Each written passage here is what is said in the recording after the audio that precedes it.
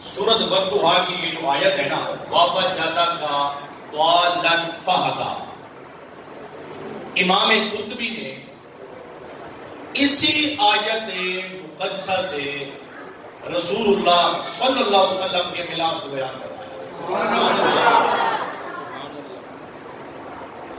امام قرطبی سرکار فرماتے ہیں کہ اللہ رب العزت نے ارشاد فرمایا نا، وَوَجَدَكَ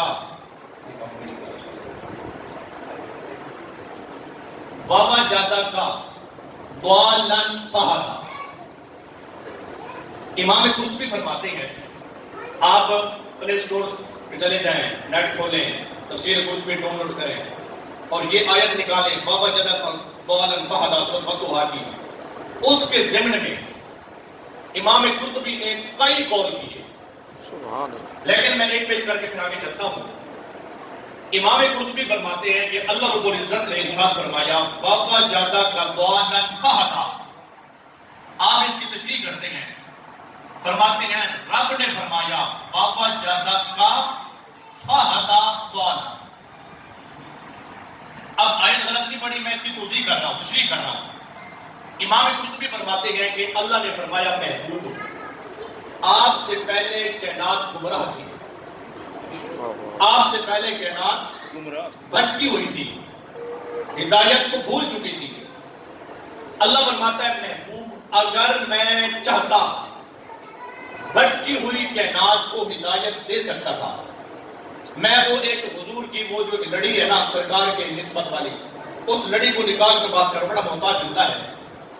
اللہ نے فرمایا محبوب، آپ سے پہلے کائنات گمراہ تھی، اگر میں چاہتا اس بھٹکی ہوئی کائنات کو ہدایت دینا چاہتا تو میں ہدایت ان کو دے سکتا تھا، لیکن رب نے فرمایا میں نے ان کو ہدایت نہیں دی۔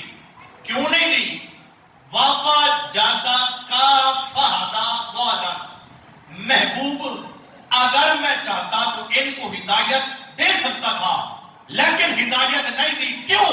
فرمایا محبوب انتظار تھا آپ کی آمد کا۔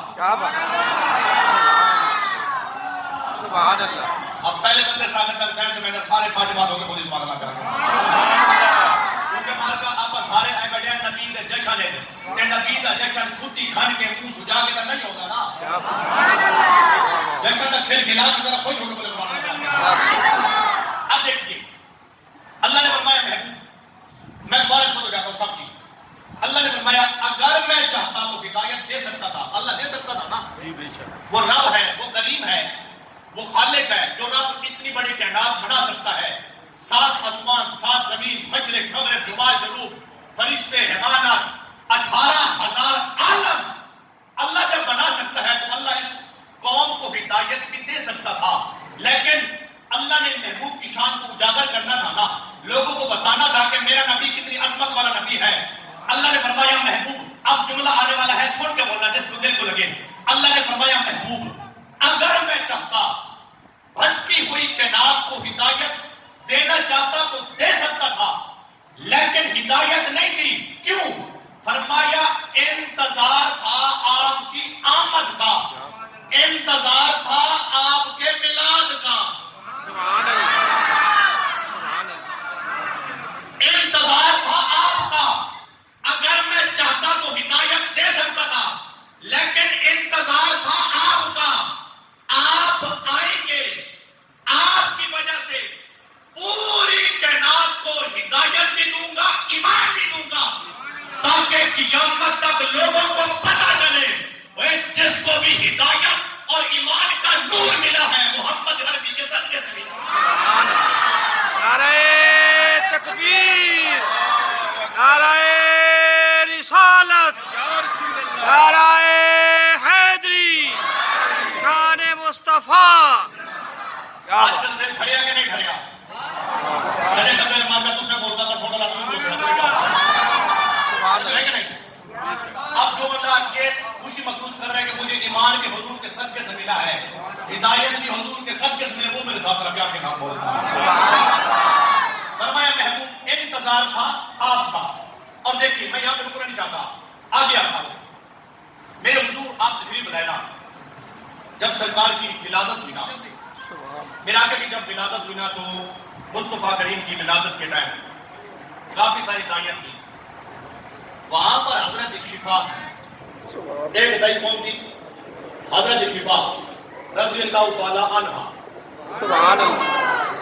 کائنات کی ساری عورتوں کی عزت عظمت ان کے قدموں پہ قربان.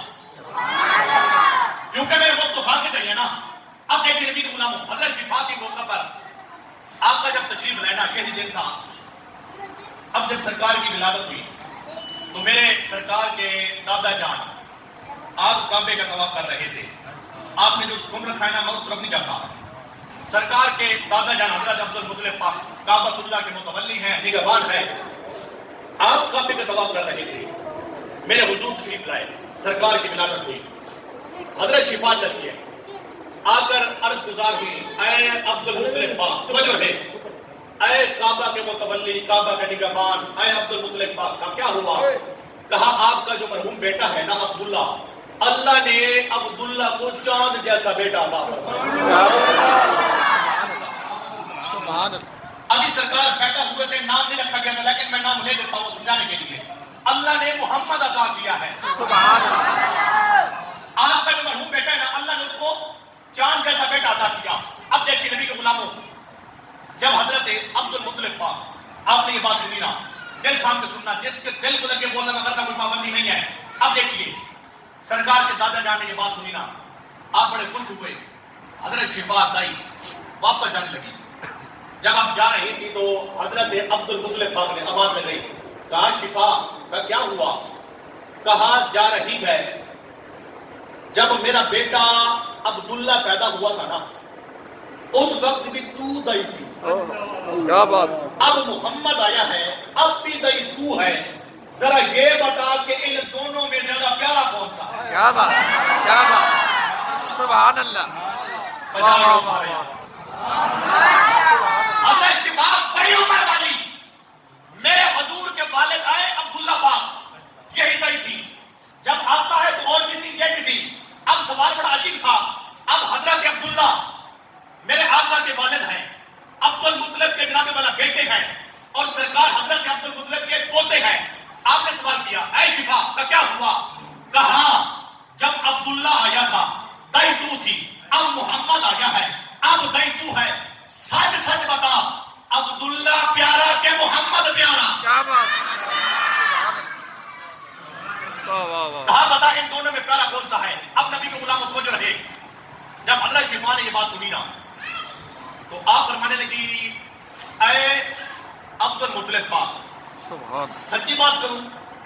کہا جی سچی بات کریں. کہا دیکھ لیں سچی بات کروں. کہا سچی کریں.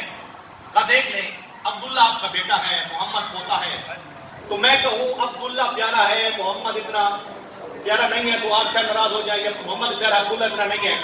آپ فرمائے نا میں ناراض کوئی نہیں ہوتا, کوئی عبداللہ ہی ساڑا پوترے تے محمد ہی ساڑا پوترے. کیا بات.